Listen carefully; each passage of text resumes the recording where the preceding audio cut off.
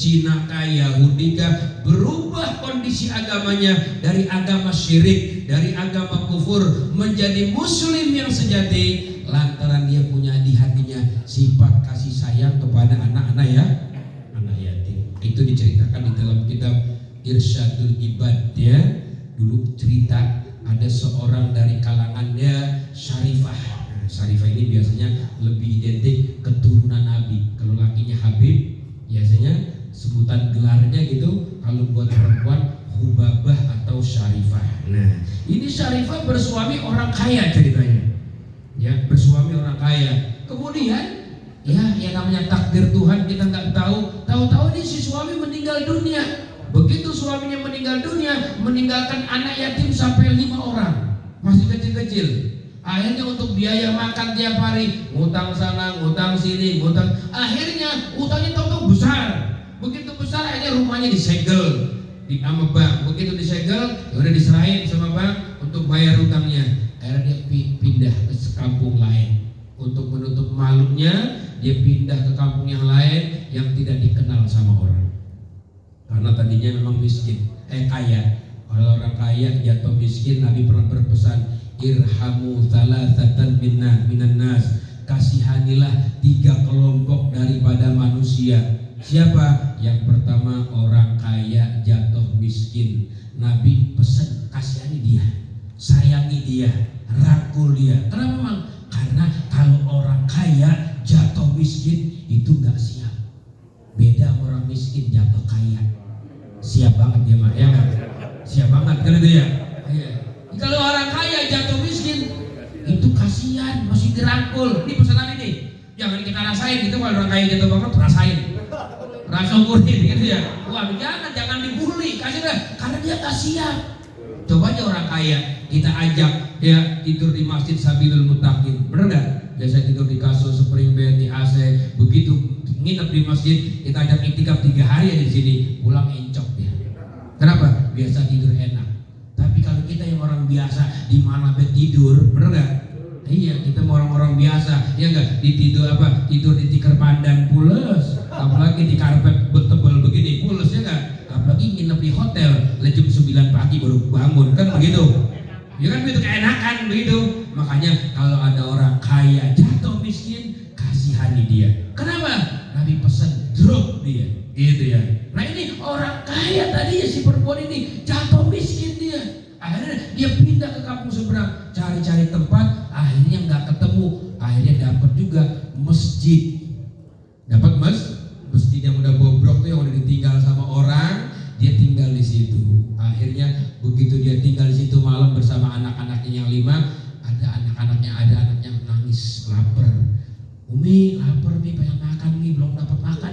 Kita dari siang jalan nyari tempat, baru tempat mana masjidnya nggak ada lampunya lagi. Orang masjid bobrok, udah banyak nyamuk, gelap. Ya udah akhirnya pasang lilin. Yang paling gede dipesan, kamu tungguin ya adik-adik kamu sini, biarin Umi keluar mau cari makan, cari rezeki. Umi mau ngemis dulu di sini di kampung yang orang nggak pada kenal. Akhirnya datang ya ke sebuah rumah yang dia lihat rumah itu besar ya. Begitu dia ketok pintu, assalamualaikum, yang punya pintu keluar dengan menggunakan ya peci putih, Pak Haji kayak ini. Alhamdulillah, dalam hatinya si janda ini, alhamdulillah ketemu Pak Haji ini, mudah-mudahan harapan besar dapat bantuan dari Pak Haji. Assalamualaikum Pak Haji. Ada apa Bu? Ini saya perkenalkan buat Pak Haji, setelah ini janda ditinggal mati suami saya punya yatim 5 Pak Haji. Tolong Pak Haji kalau ada rezeki, ada makanan, tolong berikan kepada kami. Oh, saya mau tanya dulu, boleh? Bu, tanya apa ya Pak Haji? Ada surat keterangan enggak kalau ibu ini janda? Bab zaman sekarang jangan modus, punya laki ngaku janda banyak. Zaman modus begitu ya. Iya, zaman modus. Ada enggak surat keterangan lakinya mati gitu ya, suami kan ada ya surat keterangan ya. Sekarang kan surat keterangan lahir ada, surat keterangan mati juga ada ya. Iya. Jadi ketika diminta surat keterangan sama Pak Haji, surat keterangan mati kalau dia janda, akhirnya apa? Kata nih si perempuan, mohon maaf saya belum sempat bikin surat itu. Saya nggak bikin surat itu. Saya pokoknya Pak Haji tolong percaya saya ini janda, punya anak 5. Kalau nggak percaya nanti lihat Pak Haji di masjid. Saya nggak mau ke masjid, saya nggak mau tahu kalau selama nggak punya surat keterangan. Mohon maaf, saya nggak mau bantu, katanya begitu. Ya udah, ada pecah di hatinya dia sedih, kecewa sama Pak Haji. Ya Pak Haji nggak nerima ya saya curhatnya, nggak ngasih bantuannya. Akhirnya pergi kemana lagi nih? Akhirnya dia lihat lagi, ya nggak jauh dari rumah itu sekitar ya 100 meter lah gitu ya. Ada rumah besar lagi, lebih besar lagi, 3 lantai di rumah, 3 lantai. Akhirnya dia ketok pintu. Begitu dia ketok pintu, keluar rumah. Ternyata yang keluar orang Cina. Permisi kau. Oh ya, ada apa bu? Iya, saya ini janda, bu Pak. Kau, saya ini janda. Saya minta bantuan. Lah, emang kenapa katanya? Saya ini punya yatim 5 tinggal di masjid yang gelap itu tuh. Oh, di sana masjidnya yang udah ditinggal orang. Saya tinggal di situ. Anak saya 5. Saya belum makan, anak saya lapar. Kali ada sisa makanan, ada duit buat beli makanan gitu. Kasihan yatim-yatim saya itu di masjid gitu ya. Akhirnya kata si Cina ini, kalau memang ibu benar, biarin saya panggil nih ya anak buah saya ya, ajudan saya panggil buat ya datang ke masjid itu. Panggil semuanya. Coba nih ya, ada janda punya yatim 5 di masjid sana, bawa. Di atas lantai 2 ada kamar kosong, tolong dibersihin, dirapihin, kasih lampu, ya ganti spray yang bagus, ya buat kita tidur gitu. Kasihan. Jadi ada orang Cina punya sifat rasa kasihan. Nah ini sifat kasihan ini masya Allah ya, penting dimiliki bapak-bapak. Sifat sayang, perhatian, santun di hati kita tuh perlu kita miliki. Sebab kenapa? Sebab kita meneladani Allah yang Maha Rahman Rahim. Karena kalau kita baca Quran pertama Bismillahirrahmanirrahim, dengan menyebut nama Allah yang Maha Pemurah lagi Maha. Itu bukan cuma sekedar dibaca, tapi kita meyakini Tuhan kita begitu. Meskipun agung Tuhan kita, meskipun besar kekuasaan itu kita, tapi tetap punya sifat Allah Rahman dan Rahim. Nah makanya kita disuruh meneladani. Makanya orang yang meneladani sifat-sifat Allah disebut namanya Ar-Rabbani. Apa tuh Rabbani? Yang meneladani sifat-sifat kedermawanan Allah Subhanahu wa Ta'ala. Akhirnya di bawah ada tuh ya, 5-5-nya benar, taruh kamar.